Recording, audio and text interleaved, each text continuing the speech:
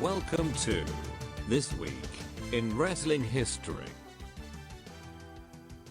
All right, everyone, welcome back to Wrestling History Podcast. We're your hosts, Ryan, Jacob. Yo. And we got week 2 of Halloween spooky stuff. Woo! So, yeah, continuing our theme of Halloween horror. So we're going horror-based wrestling gimmicks. Figuring out, did they go over well? Last week we did... Yep. Go Mick ahead. Foley, Lucha Underground as an entire company. Yeah, and Papa Shango. Lucha Underground and Mick Foley got the thumbs up. Well, Mankind got the thumbs up, and we didn't get into the three faces of Foley thing. Papa Shango, thumbs down. 2 massive thumbs down. Yes, well, I think we may have a new contender after today. So today we're going to touch upon Abyss, Broken Matt Hardy, And the Boogeyman. Guess which one is probably going to get the thumbs down? It's going to be Abyss. I mean, Yeah, come on now. clearly. Because he's not at all like Mankind. I mean, he's not at all a Mankind direct ripoff, but bigger. All right, anyways, so where are we jumping off? You're going to start us off this week? Sure. Do you want to save the Boogeyman for last? I mean, it's your call. You did the 2 shows this week. So. It's either we do Boogeyman first or last because Abyss ties directly into Broken Hardy. So let's do Boogeyman last then. We'll end on that high note. Okay. Ooh, maybe we should do him first then. All right. We'll start with Abyss. Okay. So, kind of like we said, Abyss was more of a direct Mick Foley Mankind ripoff. Right, because the masks are kind of similar where they're the non-symmetrical kind of like half mask type thing you do. And it was very similar in it having like just strands of pieces going different ways. Yeah. It wasn't like Vader's mask where you could cut it in half and it would still look okay. Symmetrical, like I was saying. But it also seemed more complete. Right, it was a much fuller mask. And it was even fuller than Mankind's, right? Yeah. Yeah, like his mouth wasn't as open as Mankind's. Okay. And his nose was kind of covered up too. Right, yep. So a little bit of a background. Abyss started with TNA in 2002. Yeah, he wasn't like day one, but he was... Oh, no. He was day one. Oh, they didn't start till 2002? Why did I think they were late 2001? Okay, so... He was day one. He was on their first weekly pay-per-view. Oh, all right then. He, up until last year, was the only day one TNA wrestler that was still there. Yeah, he was definitely the guy that had the longest run with the company. However, he didn't start as Abyss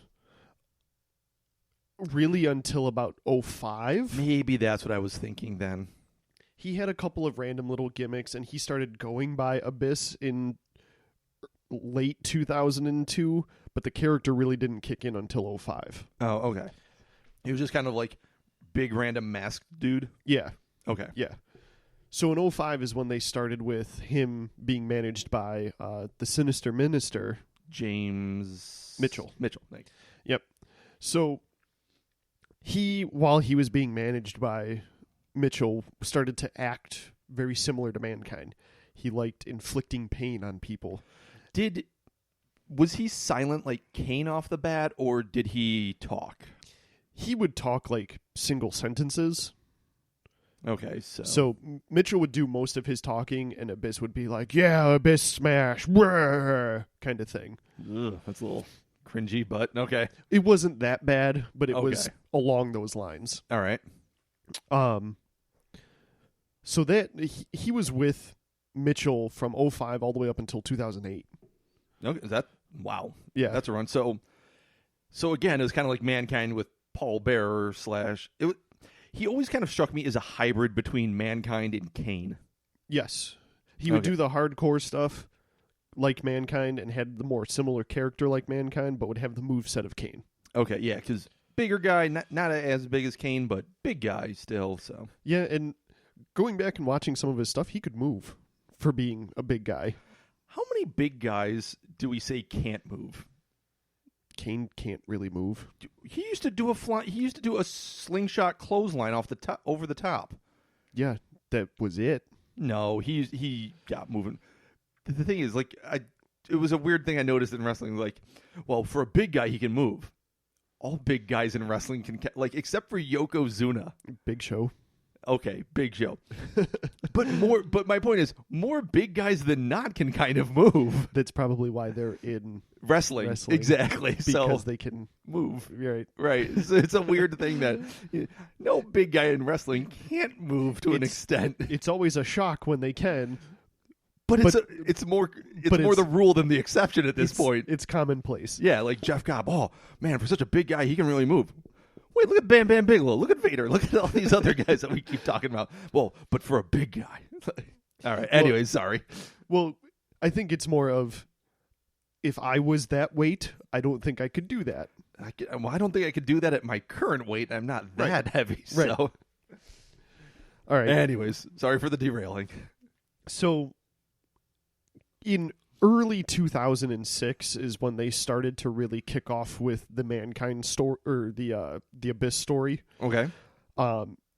Sting was in TNA full time at this point and started to call Abyss Chris, which we had never said his name at any point. So, was Russo booking at this point? No. Oh, wow. Okay. So this lasted up throughout pretty much all of 2006, where it's like, Chris, you don't need to be with this guy. And Abyss, like, being the tormented soul, like, this guy knows me, but I like Sting, because Abyss was kind of a tweener at the point. Okay. Mitchell was a heel manager. Okay, so that was actually similar to kind of how, when we go to the corporation days of Mankind, that he was pretty much a face. Vince was a heel, but had Mankind kind of wrapped around his finger. So. Exactly. So, up until about 2007, early 2007, we finally get the reason why Abyss is with Mitchell. Okay. And why Abyss had served time. Ooh. So Sting revealed that Abyss ended up going to prison after he shot his father in the back 3 times and put him into a coma. Oh, that's a little dark. So, but little did Abyss know that his father had survived. Spoiler alert, we'll find out later on that his father is James Mitchell. Oh, boy. Yeah.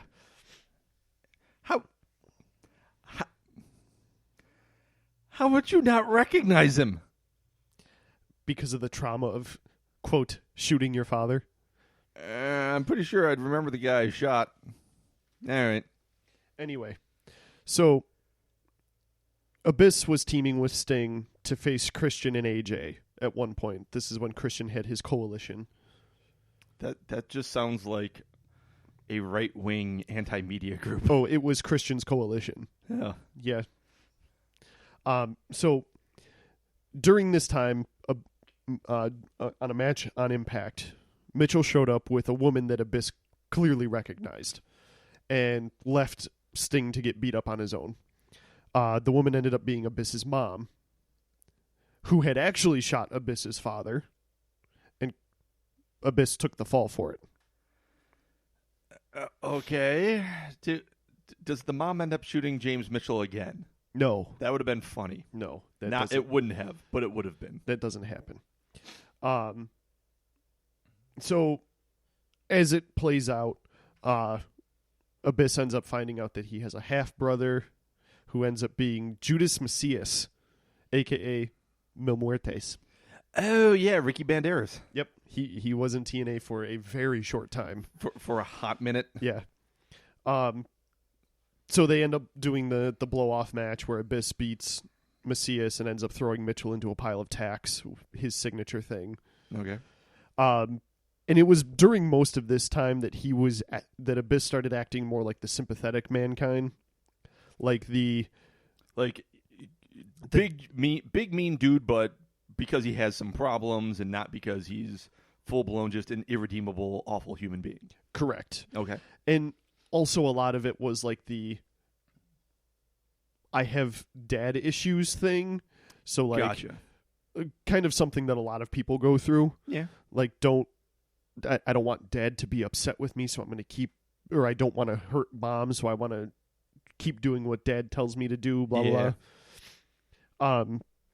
But it was during a lot of this time where we were getting the very angry, let me draw blood from people just because I can Abyss. All right.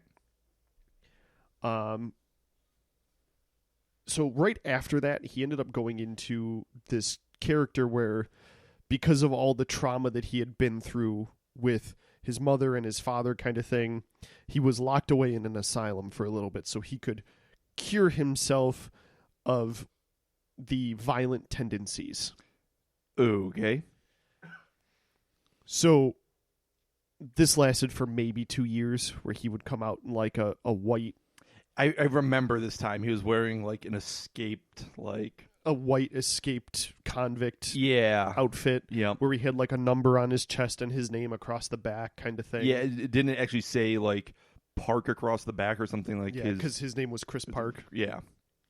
So that lasted for a little while. He ended up not wanting to break away from his violent tendencies, but he's like, no, I kind of like this. right. But Dr. Stevie Richards, yeah, All right, Dr. Stevie. yep, Dr. Stevie was attempting to cure him of it. That's a new level of having to suspend disbelief, because it's not like Stevie Richards was an unknown quantity at that point in time. It's like, Right, hey, it's the guy from the Blue World Order in ECW. It's the right. guy that jobbed for Forever and a Day with Right to Censor in WWF. And Yep. it's like, hey, it's Stevie. Yeah? Dr. Stevie. Right, sure. Yeah. So that lasted for a little while. It was more... Abyss is such a fan of Sting, but happens to not know who Stevie Richards is. Got Right. it. It was more towards his later years when he really started to like branch out and do different stuff. Okay. So after this is probably about 2010, 2011-ish. Okay. He has a weapon of choice that he likes to use because he didn't want to break away from his violent tendencies.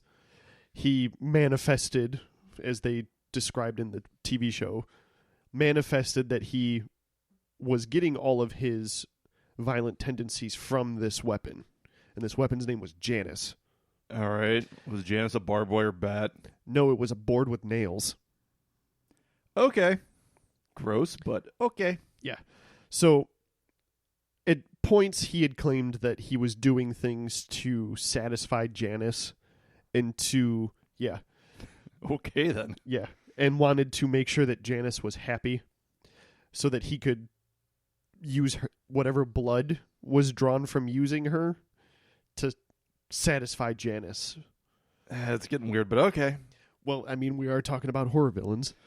Yeah, that's fair. So now we have like a possessed inanimate object. Yep. Okay.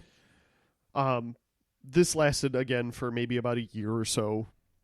And then we jump over to Abyss having his split personality disorder. Right. I remember, because when you had said his name was Chris, I was like, wait, I remember reading stuff about a Joseph Park. Yeah. So he had an alter ego Where he's like his own brother or something. where Abyss is gone at this point. He loses a match and disappears, but this guy shows up as Joseph Park. Okay. Same body size as Abyss, so people aren't really believing it, but they went with it. Yeah, but he was all like nicely dressed in a suit, hair combed and parted to the side like a The gimmick was weenie that, from an 80s movie.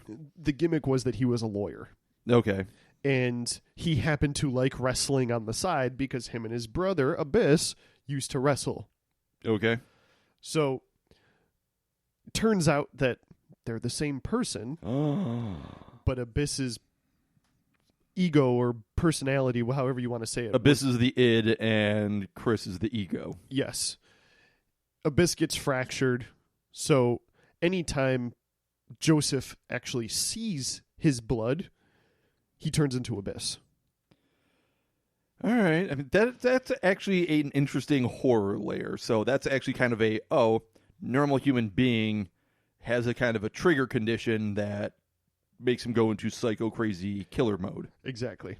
All right. And that's exactly what happens in multiple matches, that he would be wrestling as Joseph Park, he'd be normal and fine, and then all of a sudden something would happen where like his lip would start to bleed, or he'd get a cut on his forehead, and he would just lose it, and all of a sudden hit a black hole slam out of nowhere. And then do Abyss's little like crossed arm sign. Yeah, and his taunt. yeah, everybody was like, "Oh, Uh-oh. and then all of a sudden, like, he would wipe the blood away and be like Back to normal normal again, and then not remember what happened when he saw his blood. The old enter a fugue state. Yes. Again, this lasted for maybe 2 years or so. Man, that's a long time for that thing to get dragged out. Yeah, it was a while. All right. And then his final run in Impact was when he would join Decay, which was a stable that had Crazy Steve. That was not Stevie Richards, though, right? Correct. Okay, different guy. Crazy Steve was more like a messed up clown. Okay. So he had they all had face paint. Oh, all right. It was Abyss, Crazy Steve, and Rosemary. Okay. Which Rosemary we'll talk about later on because she kind of kept the supernatural stuff in Impact going. All right. But Crazy Steve and Rosemary started off as like these sideshow clowns kind of thing. So if you've ever seen the clown from American Horror Story from one of the seasons, no, but I get the drift. They were kind of like that, except more personality behind them. All right. Rosemary brings Abyss in because she wanted to express to him that his scars, no matter what the outside world told him, his scars and his, lasting effects that all the hardcore stuff had done to him were beautiful and that they could use it. All right. So this also is where we have the long-lasting starting feud with the Broken Hardys. Okay. So I don't think Abyss would really fall underneath the supernatural. Yeah, definitely not. Definitely has something going with kind of like the mental stuff, but yeah, I'd give you no real supernatural stuff there. To me, I would see it more as a horror slasher kind of thing. Yeah, kind of like the escape mental patient type. Yeah, Trope. like a bad B horror movie. Yeah. Kind of like how Michael Myers, I think, originally started out or something. Yeah, where he broke out of prison to go after his family kind of thing. Yeah. Yeah. Abyss was very similar with that, where he ended up breaking out, wanted to inflict pain on the Impact Zone, on his quest for gold and quest to make things right by his father kind of thing. All right. All right. I mean, so I give Abyss at least one thumb up. Yeah, it gets a little hokey in a few places, but overall not too bad. So yeah, not nearly as bad as Papa Shango. No, definitely not that bad. So do you want to go right into the Hardys now, or do you want to take a little pause and we can do Boogeyman? Oh no, we'll go right into the Hardys. All right, go for it. Because Broken Matt Hardy is possibly one of my favorites. All right. So Matt Hardy, at this point, had been in Impact for a while. He had been doing at least one other gimmick aside from his regular Matt Hardy as a person gimmick, where he was like a suit and tie kind of guy, like quote Millionaires Club thing. Look at me, I came from WWE, I'm rich type thing. Yeah. Okay. So he ended up at some point, I want to say this is, around 2016. Okay. So it had to have been earlier than that because they came back to WWE in 2016. So he had been acting as Broken Matt Hardy for a little bit, but hadn't put a name to it.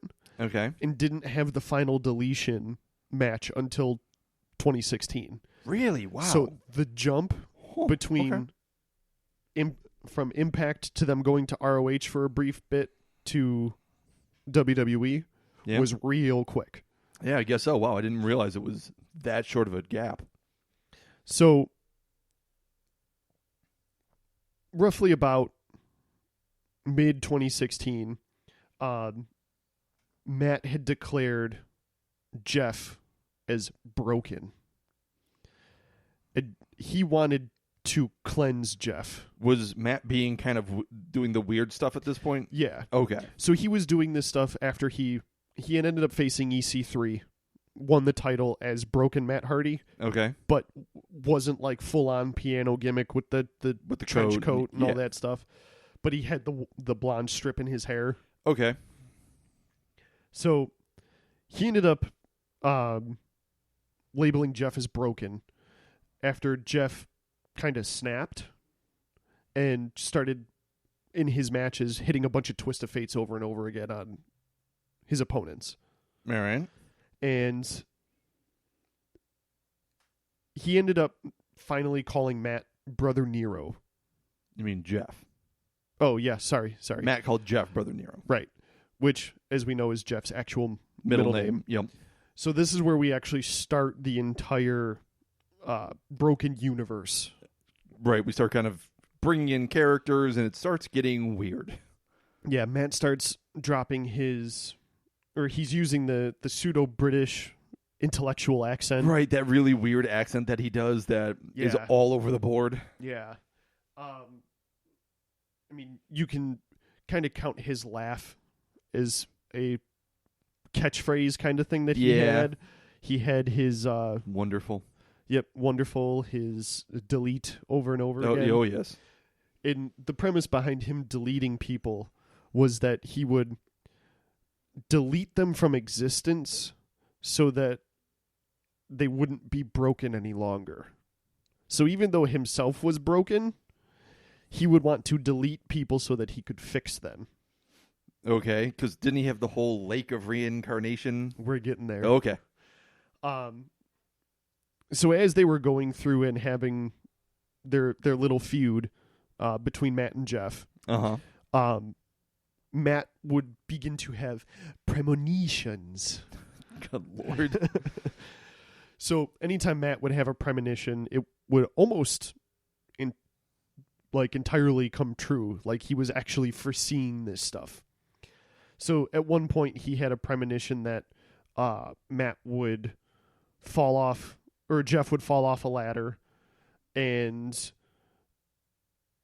end up taking a certain kind of bump, and something else would happen, and then that would lead Matt to winning. All right.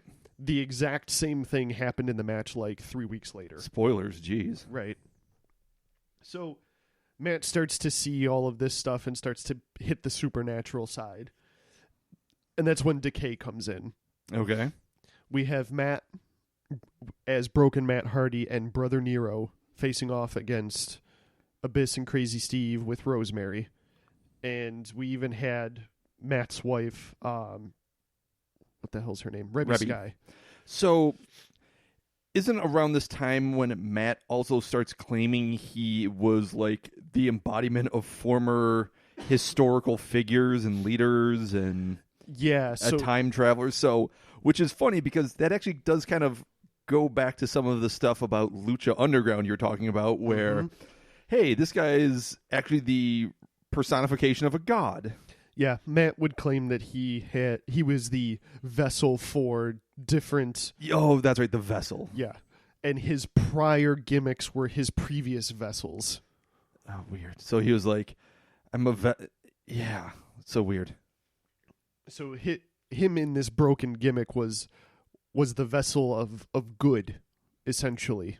Okay. So we end up getting... Wasn't he a heel to start, but didn't the whole thing just get crazy over? Or? Yeah, he started off because EC3 was the face during all of this. Okay. Or when it first started. Yeah.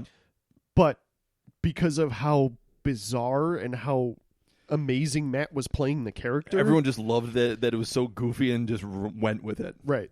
Think of how The Fiend is going right now. Right. The audience always enjoys when someone just goes all in on something. Yeah, and you could definitely tell that Matt was like 100% in on this. Yeah, he was just like, it's silly, it's goofy, but it's fun and it's different, so we're going with it. Yep. So we get the final deletion where we're at the Hardy compound, and it's not really a wrestling match, but it's a wrestling match. Yeah, it's like a B-movie / wrestling match. Most of it is filmed from Vanguard 1, which is Matt Hardy's V1 gimmick, as a drone. Yeah, it's his drone. Where they end up beating Decay and hanging on to the Impact Tag titles. Okay. Later on, they go into this tag team Apocalypto, they called it, where it was another big event at the Hardy compound, which included the dilapidated boat. Oh, yeah, the one next to the lake. Which was legitimately just a boat that was, quote, part of the Broken family. And Senor Benjamin, remember? Yep, which was their gardener. Who was actually his father-in-law. Yep, and also the mower of lawn. His riding lawnmower? Yes, that All would right. come into play when he faces off against Bray Wyatt, yep. But this is where we really get the Lake of Reincarnation. Okay. So at points, Matt is taking... he's taking other wrestlers and tossing them into the Lake of Reincarnation, and it's bringing them back as their prior gimmicks. Right. So I no, wasn't Jeff thrown in once and then comes back out as Willow? So Jeff gets thrown in, and he comes back as Willow. Okay. Then gets thrown in again, and he comes back as Jeff, the, quote, Antichrist, when he was doing that whole thing for a little bit. Okay. Yeah. At one point, Matt throws Abyss into the pit, or into the lake, and he comes back as Joseph Park, and then gets thrown in again, and he comes back as Abyss in his old costume. We also get, at one point, because Gregory Helms was in Impact, and he was a manager for a team, he ends up getting thrown into the lake and comes out back as Hurricane. As Hurricane, but also gets thrown in again and comes back as 3 count. Oh no! So Oy. The idea of the lake is that it's almost like a fountain of youth style thing, where it brings you back to your previous younger gimmicks. That's entertaining. Yeah, it's funny because it comes into play during the Ultimate Deletion that they did in WWE. Yep. Matt throws Bray into it, but it doesn't turn Bray into a previous gimmick. Yeah. It reforms his... It cleanses him. Yeah, and it takes the evil Bayou cult leader out of Bray. Yeah. Which they actually labeled as the Archangel Samuel. Really? Or Samel. Something like that. Okay. Sister Abigail was possessing him, kind of thing. Pulled that out of him, and he turned into the Archangel Samel. Oh. That's what was possessing Bray while he was good with Matt Hardy. Okay. Yeah. Must have missed whenever they name dropped that whole thing, but yeah, it was super quick, and it was super random and not really well defined ever. But... Right. All right. So supernatural for Broken Matt Hardy, 100%. Yeah, definitely. I don't think I would go as far as call him a horror right, icon. 'cause it didn't really have any menace to it from the feel of it. I think they tried to do that, but because everybody got behind it, they just went all in with the bizarre. With like the fun and goofy and yeah. And it's closer to a fairy tale, which some fairy tales definitely do have some horrific elements to them, but it's overall not like It to me, when I was reading through a lot of the stuff about it, seemed like a grim story. Right, like it's kind of a dark fairy tale more than a horror story, I would say. Yeah. Which that's actually kind of cool that they did that. I mean, it turns out with a good ending, like they go on their that was another thing that I missed, their Conquest of Gold. Oh yeah. Where because Matt was taken over by a pre-America conquistador or yep. explorer. Him and Brother Nero went on their conquest for gold. Yeah, they held like a number of championships at once. At one point, I think they had 7 tag titles from different promotions. Jeez. Yeah, and that was when they ended up winning the ROH tag belts. Right. And then later Lost them to the Bucks the night before they went to Mania. Correct. And Matt had brought up at one point that their final conquest was the tag belts from WWE. Yeah. So yeah, there's a lot to it. Yeah. And if you've never seen any of it, I would highly recommend finding some of the matches. Starting with Impact, because the ones in Impact were significantly better than the ones in WWE. Yeah, but the whole Broken Universe, definitely we could do a show on alone. Yeah. So, all right, let's plummet back to Earth. Because we're going to talk about the Boogeyman. The Boogeyman! And he's coming to get you. And he's going to get you. Boy, this was awful. So, before you start, can I just tell you, because I know now in 2019 how bad it was. Okay. But because he was around in what, 2005? Like it started in like 2005. So that was 15 years ago. Yep. So you're starting to feel old now?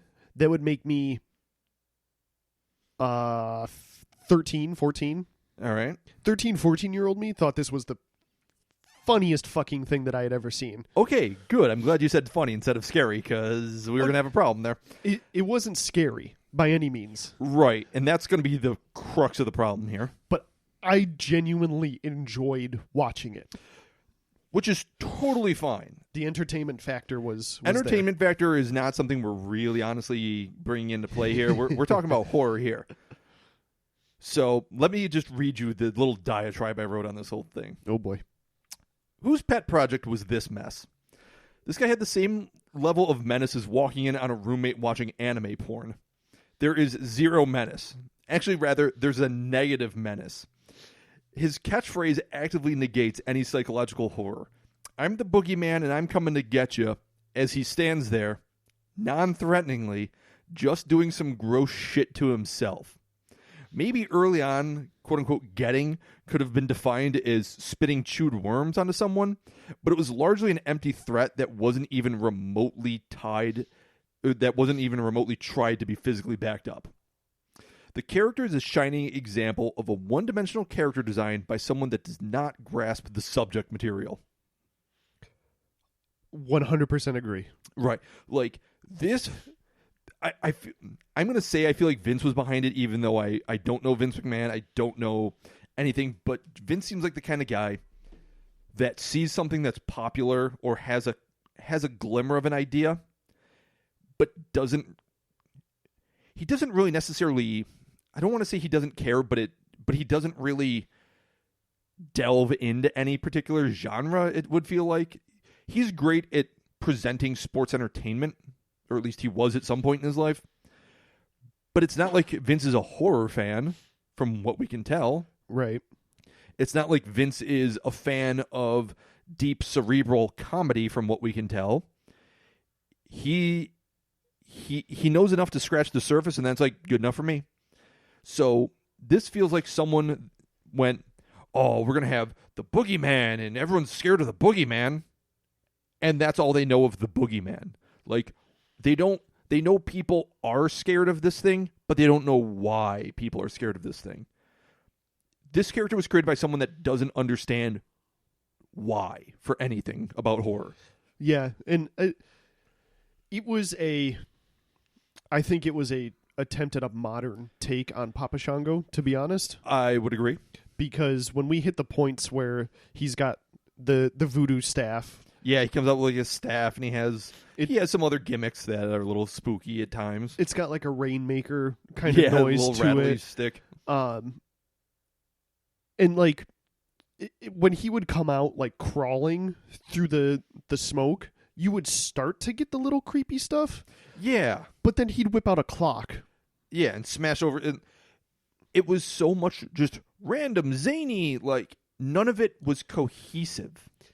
I think if they had a mind like Bray Wyatt doing this, it could have been so much better. And The Fiend and the Firefly Funhouse are so much kind of what it felt like they were actually going for with this character, where it was supposed to be unsettling instead of scary, but no one understood the subtlety necessary to do that. Right.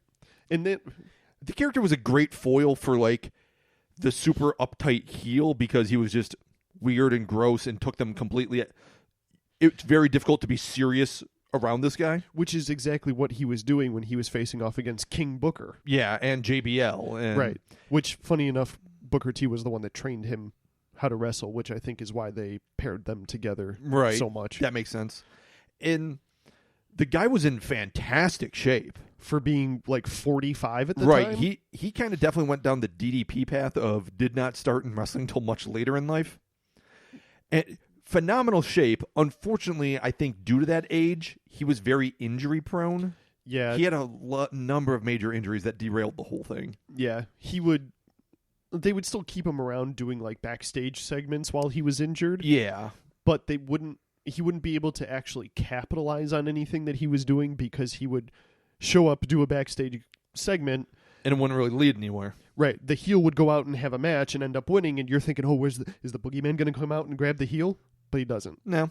Yeah. And the character was clearly, he was on TV more than a lot of people at that point in time. And I brought this up to you at one point. That dude got more TV time than I think the belt did during that time frame. Yeah. He was so he would show up freaking everywhere, which, again, for the performer, great for him. I'm not trying to crap on the performer. He was handed a mess, and he did his very best with it. There just wasn't a lot of material there. I think it could have been significantly worse if this guy wasn't 100% in on it, which you could clearly tell he was. Yeah, and so it's funny, like, when I was doing my research, there was a thing he did last year with Kathy Kelly, a talking snack segment that's on YouTube. The guy was really personable. He was really quite like, he seemed like a decent guy, so, which is funny given that he goes around eating worms and everything. So, yeah, Boogeyman overall was a giant miss because whoever was writing the character didn't get it. And I don't know if the performer got it necessarily either, but he went out there and tried to make what he was given work. So he gets that credit at least. Yeah, he definitely tried.